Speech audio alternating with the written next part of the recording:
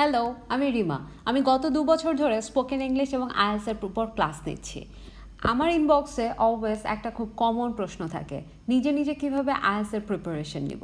So আজকে আমি এই কমন প্রশ্ন নিয়ে কিছু কথা বলবো। বেসিক্যালি আমি আপনাদেরকে দেখাবো কিভাবে 5টা স্টেপে আপনি ঘরে বসে কোনো কোচিং ছাড়া নিজে নিজে আইএলটিএস এর প্রিপারেশন নিতে পারেন। সো প্রথম স্টেপ, বই কিনুন। অনেকে বলে আপনি আগে বই না কিনে ইন্টারনেটে সার্চ দিয়ে প্রশ্নগুলো দেখুন, আইডিয়া নেন, তারপরে ডিসাইড করেন বই কিনবেন কি কিনবেন না। বাট আমার কাছে মনে হয় আপনি কোনো বেস ছাড়া শুধুমাত্র ইন্টারনেটে সার্চ করলে লাভের চেয়ে বরং ক্ষতিই হবে, আপনি কনফিউজড হয়ে যেতে পারেন। So first step, purchase the books. অবশ্য বই কিনতে না চাইলে আপনি পিডিএফও কালেক্ট করতে পারেন। ফেসবুকে অনেক গ্রুপে অনেক ধরনের পিডিএফ বইগুলো অ্যাভেলেবেল আছে। So it's totally up to you. এখন আসি, আপনি কোন মডিউলের বই কিনবেন, একাডেমিক আইএলটিএস নাকি জেনারেল ট্রেনিং। একাডেমিক আইএলটিএস আর জেনারেল ট্রেনিং আইএলটিএসের পারপাস কিন্তু ভিন্ন, আবার বই এবং টাস্কেও কিছু পার্থক্য আছে। কিন্তু আজকে আমি এই টপিকটা নিয়ে আর কোনো কথা বলবো না। আপনি যদি কনফিউজ থাকেন যে কোন এক্সামের জন্য প্রিপারেশন নেবেন, একাডেমিক আইএলটিএস ওর জেনারেল ট্রেনিং আইএলটিএস, আমাকে কমেন্ট সেকশনে জানাবেন, আমি তাহলে নতুন একটা ভিডিও নিয়ে আসবো। ফিরে আসি আগের টপিকে, ঘরে বসে নিজে নিজে কিভাবে আইএলটিএসের প্রিপারেশন নিব। আমরা ছিলাম ফার্স্ট স্টেপে, বই কেনা। আপনি একাডেমিক আইএলটিএস আর জেনারেল ট্রেনিং আইএলটিএস যেটার প্রিপারেশনই নেন না কেন, আপনাকে ক্যামব্রিজ 7 to 17 পর্যন্ত বইগুলো অবশ্যই কিনতে হবে। মূলত 7 থেকে 10 পর্যন্ত সব একসাথেই থাকে। আই মিন একাডেমিক আর জেনারেল ট্রেনিং সব দুটো অ্যাকুমুলেটেড অবস্থায় থাকে। 11 থেকে আপনাকে ডিসাইড করতে হবে weather this will be academic or general training. এখন পর্যন্ত 17ই লেটেস্ট, কিন্তু আপনি প্রিপারেশন নিতে নিতে যদি আর কোনো নতুন ভার্সন আসে, ফর এক্সাম্পল 18 চলে আসলো, তাহলে আপনাকে সেটাও কালেক্ট করতে হবে। এবারে স্টেপ 2, ইনস্ট্রাকশনগুলো ভালো করে পড়ুন। আপনার বইয়ের প্রথম 4 বা 5 নাম্বার পেজে দেখবেন এরকম কিছু ইনস্ট্রাকশন দেওয়া আছে। এখানে টাইম সম্পর্কে বলা হবে, আপনার এমনকি ফরম্যাট নিয়েও আপনাকে আইডিয়া দেওয়া হবে। যেমন বলা হচ্ছে academic reading 3 sections 40 items 60 minute, general training 3 sections 40 items 60 minute, এরকম আপনাকে আইডিয়া দেওয়া হবে। সো আপনাকে যেটা করতে হবে, আপনি একাডেমিক দেন আর জেনারেল দেন, ইনস্ট্রাকশনগুলো আপনাকে অবশ্যই পড়ে নিতে হবে। স্টেপ 3, নিজে নিজে চেষ্টা করুন। প্রথমে নিজে ট্রাই করুন প্রবলেমগুলো সলভ করার। আপনি এখানে একটা স্যাম্পল আনসার শিট দেওয়া আছে, যেটা আপনি ইন্টারনেটে থেকে বের করতে পারবেন ইজিলি।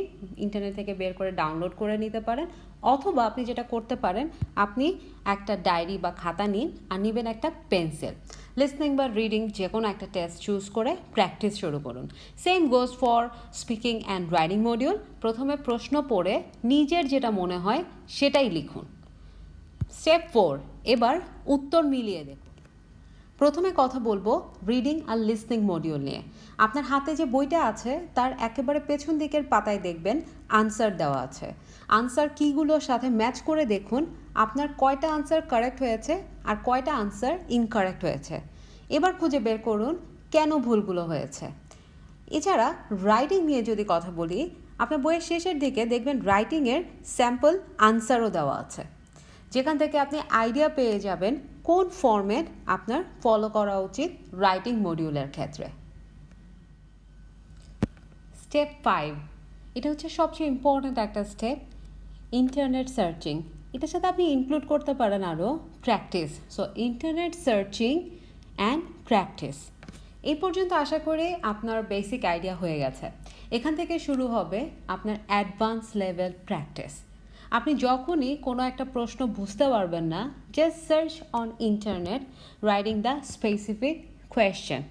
ফর এক্সাম্পল, আপনি লিখতে পারেন how to solve heading matching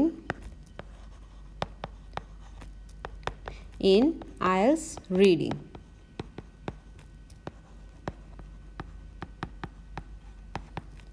অথবা আপনি সার্চ করতে পারেন ব্যান্ড 7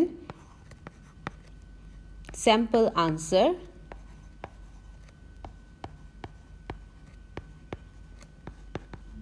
ফর রাইটিং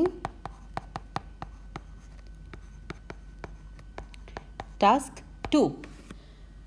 এভাবে করে আপনি আপনার স্পেসিফিক প্রবলেমগুলো দিয়ে ইন্টারনেটে সার্চ করবেন, আনসারগুলো পেয়ে যাবেন। আপনি সেখান থেকে আপনার পছন্দ অনুযায়ী ওয়েবসাইট থেকে আপনি আপনার আনসার খুঁজে বের করবেন এবং আপনার যে লেখা সেটার সাথে কম্পেয়ার করে দেখবেন।